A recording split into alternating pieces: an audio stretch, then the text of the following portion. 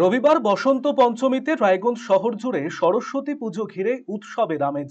শিক্ষা প্রতিষ্ঠান থেকে বাড়ি বারোয়ারি পুজো মণ্ডপ সর্বত্রই সরস্বতী পুজোর আমেজ। এদিন রায়গঞ্জের চণ্ডীতলায় অবস্থিত কুলিক আবাসনে সরস্বতী পুজোর আয়োজন করা হয়। আবাসনের সকলে মিলে একত্রিত হয়ে এই পুজোর আয়োজন করেন, যাকে ঘিরে সবচেয়ে বেশি উৎসাহিত শিশুরা।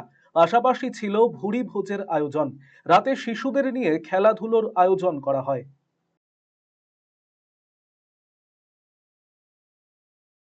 কুলিক অ্যাপার্টমেন্ট আমাদের এখানটা সরস্বতী পুজো উপলক্ষে সবাই মিলে একসঙ্গে আমরা সরস্বতী পুজো করব বলে ঠিক করেছিলাম, এবং সেই মতো আমরা সেখানে মেয়েরা এবং আদার সবাই মিলে এখানটা আমরা সরস্বতী পুজো করছি।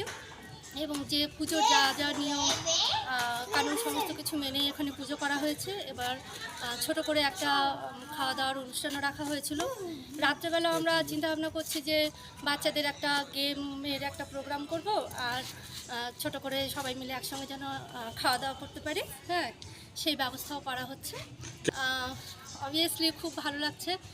সবাই মিলে একসঙ্গে পুজো করার আনন্দটা একটু আলাদা, যেটা একা একা হয়তো করলে এতটা আনন্দ হতো না, যেটা সবাই মিলে করার জন্য পেয়েছি। এবং আমাদের এটা খুব ভালো লাগছে সবারই।